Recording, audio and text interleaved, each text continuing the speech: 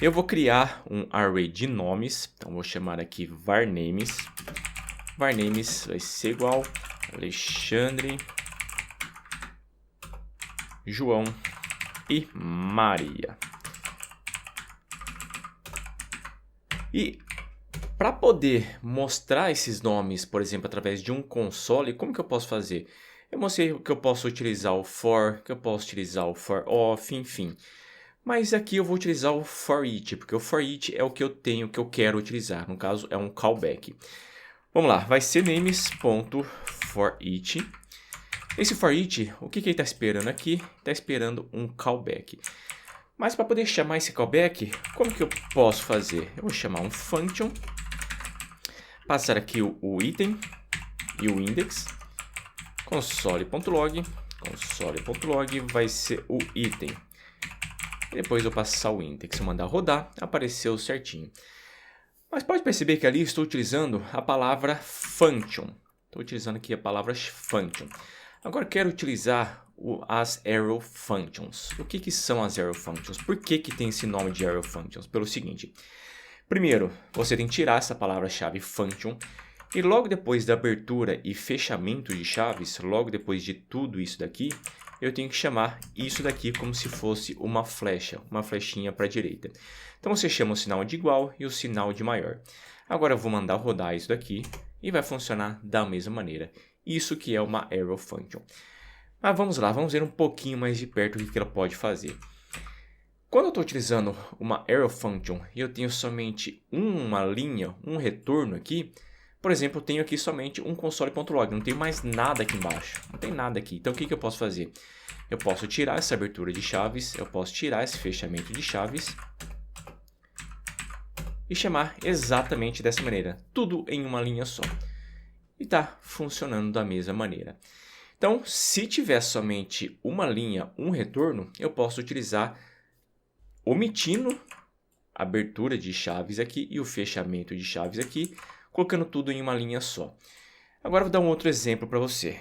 Vai ser numbers igual 1, 2, 3, 4, 5 e 6. Agora o que eu quero fazer? Eu quero pegar e multiplicar cada um desses números por 2. Como que eu posso fazer isso? Numbers.map. O que esse map está esperando? Ele está esperando um callback. Nesse callback eu vou utilizar arrow functions, então vai ser abertura e fechamento de parênteses, chamar a flechinha, abrir e fechar chaves. Aqui por parênteses, nos parâmetros desse callback, o que ele está esperando? Eu vou chamar aqui o item, ou melhor, eu vou colocar number. E eu vou chamar aqui um return number vezes 2. Number vezes 2. Olha o que ele vai retornar. Ele vai retornar 2, 4, 6, 8, 10, 12. Por quê? Porque é o resultado de cada um desses daqui multiplicado por 2. Mas lembra que eu falei para você que quando tem somente um retorno aqui, não tem mais nada, eu posso colocar tudo isso em uma linha só. Então vou vir aqui, colocar em uma linha só e colocar em uma linha só. Quando eu coloco tudo em uma linha só, eu omito a abertura de chaves aqui, o fechamento de chaves aqui, o return está implícito. É como se eu estivesse chamando esse return number vezes 2. No caso aqui, claro que não vai dar certo porque não pode colocar o return, mas o return aqui nesse caso ele está implícito. E agora se eu trabalhar com uma arrow function sem esperar parâmetro nenhum, como que eu posso fazer? Eu vou criar uma função de teste e vou retornar uma função. Só que essa função que eu vou retornar, ela vai ser no formato de arrow functions, porque antigamente o que eu fazia? Chamava aqui function dessa maneira, mas agora vai ser uma arrow function. Pode perceber que aqui por parâmetro eu não estou passando nada por parâmetro, então o que eu posso fazer? Somente abrir e fechar os parênteses, agora aqui dentro vai ser um console.log, vai ser, sei lá, somente teste aqui para demonstrar. Eu vou chamar o teste. E claro que vai aparecer, claro que agora vai aparecer o teste. Isso daqui é quando eu não tenho parênteses, não tenho parâmetro nenhum passado para minha arrow function. E como eu tenho somente uma linha de retorno, o que eu posso fazer? Eu posso omitir isso daqui, que ele vai continuar funcionando da mesma maneira. Agora eu vou demonstrar o que as arrow functions têm a ver com a palavra-chave this. Se eu criar uma função, por exemplo, function fn, se eu vier e chamar, por exemplo, um console.log this, você sabe que vai retornar a variável, no caso variável não, o objeto global, o window. Está aqui o objeto global window. Agora eu vou criar uma função construtora. A função construtora que vai se chamar teste. Chamar aqui teste. Lembrando que as funções construtoras você sempre coloca com a primeira letra maiúscula. Isso aqui não é obrigatório, mas é uma convenção.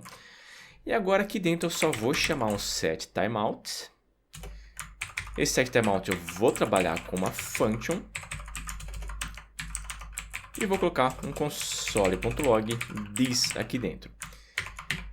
E depois de 3 segundos eu quero mostrar o que é esse this aqui. Mas eu mostrei para você que quando eu tenho uma função e chamo o this dentro da função, ele retorna o objeto global. Vamos lá. Eu vou chamar o teste, no caso vai ser var t igual a new teste.